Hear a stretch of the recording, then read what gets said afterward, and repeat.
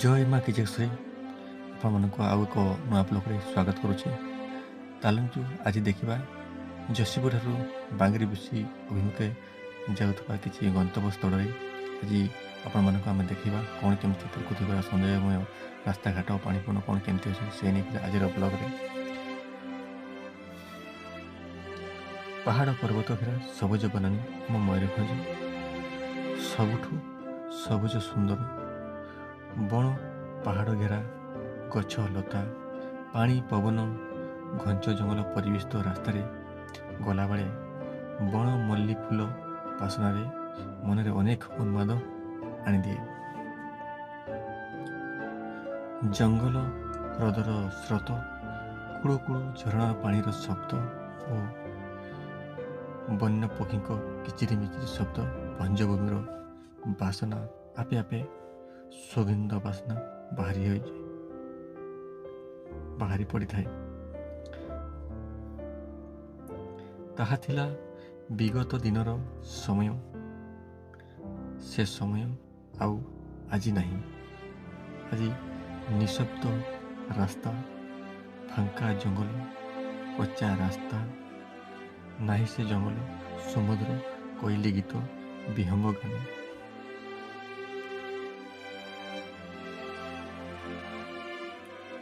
ସମୟ ସହ ତୁଳନା କରି ଏବେ ଜନସଂଖ୍ୟା ବଢ଼ିବା ସହିତ ରାସ୍ତାଘାଟ ବଣ ଜଙ୍ଗଲ ସବୁ ବଦଳି ଯାଇଛି। ବର୍ତ୍ତମାନ 2025 ମସିହାର ସମୟ। ମୁଁ ଆଜି ଦେଖିଲି, ଆଜି ବାହାରିଗଲି ଯଶୀଠାରୁ ବାଙ୍ଗିରିପୋଷି ଅଭିମୁଖେ କିଛି ଜରୁରୀ କାମରେ।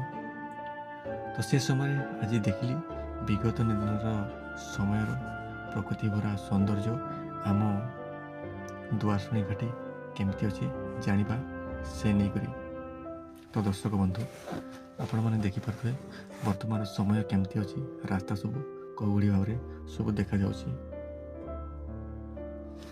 ଆମ ଜିଲ୍ଲା ମୟୂରଭଞ୍ଜ ଦେଇ ଆମ ଜାତୀୟ ରାଜପଥ କଲିକତା, ଝାଡ଼ଖଣ୍ଡ, ଓଡ଼ିଶା, ଛତିଶଗଡ଼ ଏମିତିକି 49 ନମ୍ବର ଜାତୀୟ ପର୍ଯ୍ୟନ୍ତ ଲମ୍ବି ଯାଇଛି।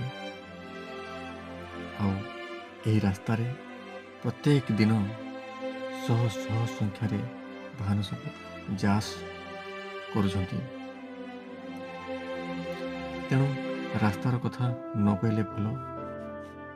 ବର୍ତ୍ତମାନ ରାସ୍ତା ଏକ ମରଣଯନ୍ତା ପାଲଟି ଯାଇଛି। ମୁଁ ଦେଖିଲି କିଛି ବାଟ ରାସ୍ତା ଭଲ ଅଛି, ଆଉ କିଛି ରାସ୍ତା ଖରାପ ଅଛି। ଆଉ ରାସ୍ତା ବି ଏମିତି ଖରାପ ହେଇଯାଇଛି ଯେମିତି ଯଦି ଗୋଟେ ପ୍ରସବ ମା ଯଦି ଏ ରାସ୍ତାରେ ଯାଏ ତାହେଲେ ରାସ୍ତାରେ ହିଁ ତାର ପ୍ରସବ ହେଇଯିବ। ଯେଉଁଭଳି ଭାବରେ ରାସ୍ତାର କଣ୍ଡିସନ ଯେମିତି ଅଛି।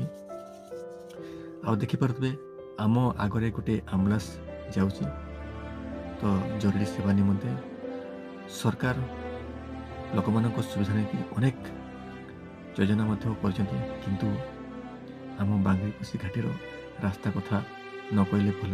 କାହିଁକିନା ଏ ରାସ୍ତା ହେଉଛି ଆଜିକୁ ଠିକ୍ କରିବା ନିମନ୍ତେ ଅନେକ ଦିନରେ ଅନେକ ଆନ୍ଦୋଳନ ମଧ୍ୟ ହେଇଛି, କିନ୍ତୁ ବର୍ତ୍ତମାନ ପର୍ଯ୍ୟନ୍ତ ସେ ରାସ୍ତା ଜମା ସୁଧୁରି ପାରିନି।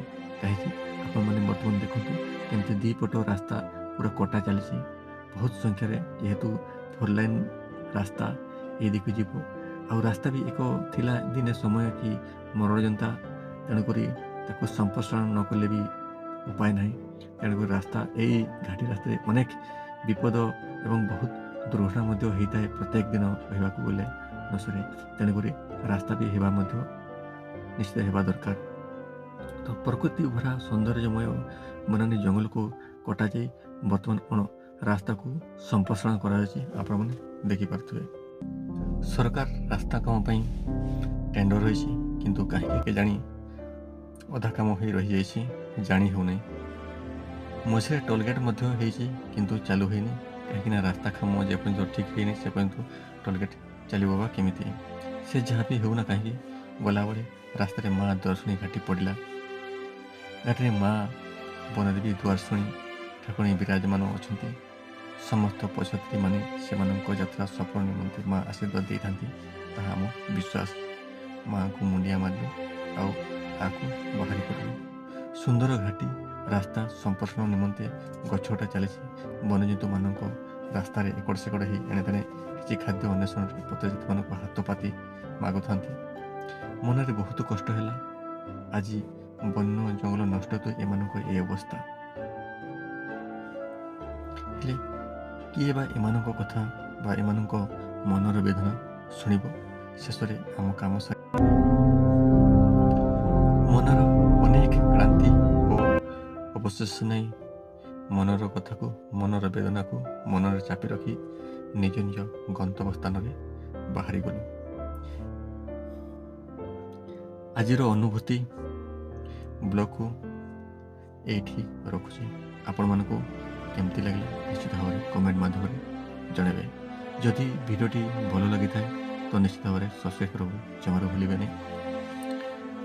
ଆପଣମାନଙ୍କୁ ଆମ ଅନୁଭୂତି କେମିତି ଲାଗିଲା ନିଶ୍ଚିତ ଭାବରେ କମେଣ୍ଟ ମାଧ୍ୟମରେ ଜଣାଇବେ।